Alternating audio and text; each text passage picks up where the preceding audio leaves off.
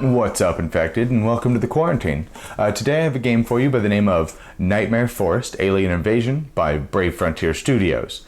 Now, this is a Kickstarter game, so if you like what you see here, I'll have a link to it right up here that'll take you directly to the Kickstarter when it's available, and that'll provide way more information than I'll actually be able to cover in this video. Nightmare Forest is a game that plays between 1 to 6 players, plays between 20 to about 60 minutes, and it states that it's recommended for ages 5+, which I would say is actually a little low. I would go probably 8 to 10+, maybe, but it's not a very complicated game.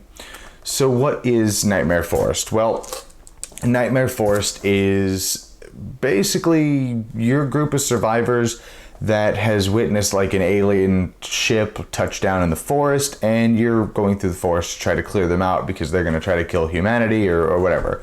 So that's basically the theme of the game.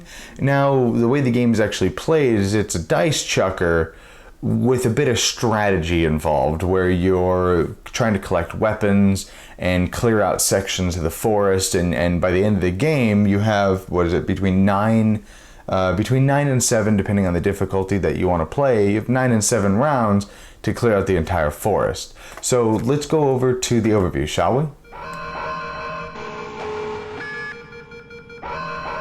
Alright, before I get started, I do have to state, as usual, that this is a review, it is not a tutorial. So I'm not actually going to be covering most of the rules throughout this, but I will be giving a basic idea of how the game is played, so you'll be able to determine whether or not the game is for you. The other thing being, this is a prototype copy of the game, so all of the artwork and everything you see here is of course subject to change. In Nightmare Forest, the player's end goal is to clear out the forest, which is going to vary in size depending on the number of players. Now, starting out, the players, of course, are going to choose an ability. They're going to get some gear that they get to start with. Then they're going to choose an area that they're going to enter the forest in. Depending on the ability that you choose is going to determine your starting health. Then the players are going to proceed to take actions such as flipping over aliens and then fighting them by rolling dice. You can trade cards if you're in the same area. You can try to search an area for gear to better help you fight the aliens. Now, when fighting aliens, you have you can try to fight them with as many dice as you have available. You can also use some of the items that you have to make fighting the aliens a little easier and get guaranteed successes, so you can mitigate a portion of the luck. However, you only have 2 hands, so you can do 2 different attacks using 2 one-handed weapons, 1 attack using a 2-handed weapon, or and then after that, of course, you can just use no weapons, just using your dice. And this prohibits you from being able to abuse the system and just keep using, say, 1- and 2-handed weapons to kill the aliens. Once you've killed the last alien in the forest, you win.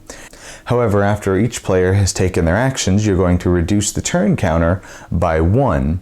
Once this reaches the skull, the game is over and the players have lost. After you kill an alien, then you will place it into a collective experience pool that the players can freely use to do various things such as re-roll dice or level up their character, thus granting them more dice to be able to more efficiently kill the aliens. As players take damage, if they ever receive enough damage to equal their abilities' damage threshold, then they proceed to die. Once one player dies, then it's game over for both players. So the players have to cooperate to keep each other alive and kill the aliens.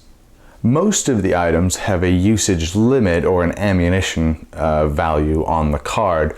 Once you use the card equal to this value, then the card is broken and discarded. So in order to keep track of that, most people will tap the card or maybe put some health markers on it or something like that. But once the card has been used that number of times, then the card is broken and it's discarded, so it requires you to find another weapon. There are, however, some weapons that have unlimited use, which these are a godsend in the game.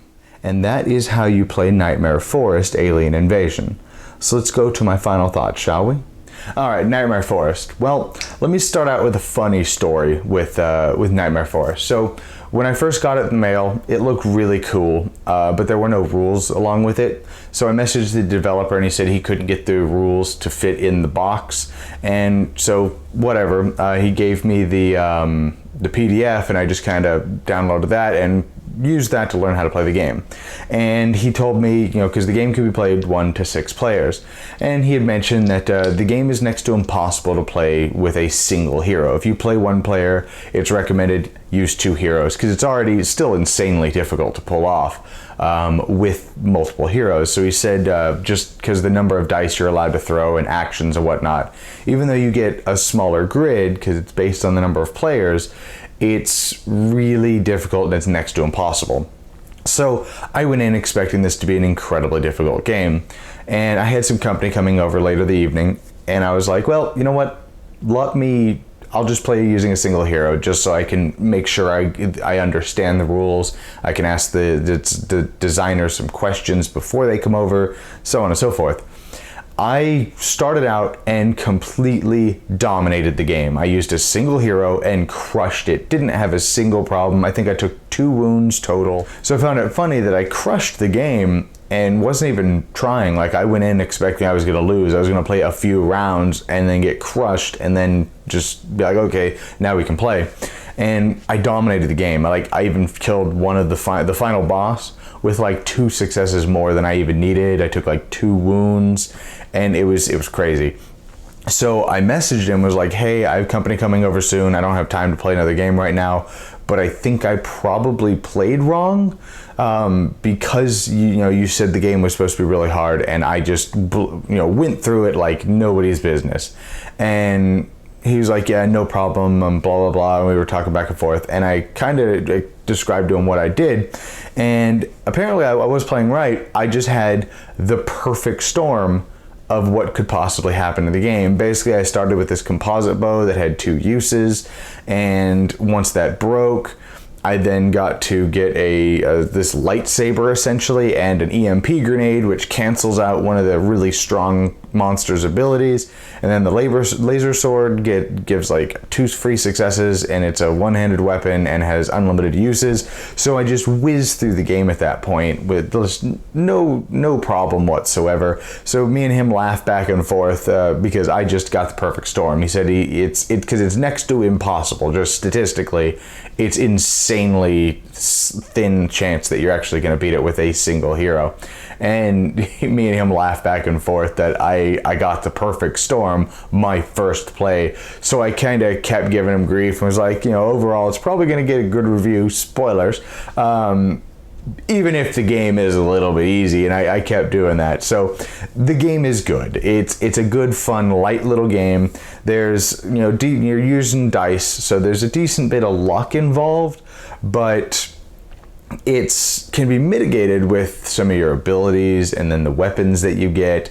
The weapons are just guaranteed successes, but it does have problems because it is very luck based. So there'll be a time like you have one of the strongest weapons of the game, I think adds like 4 damage to it, to your rolls.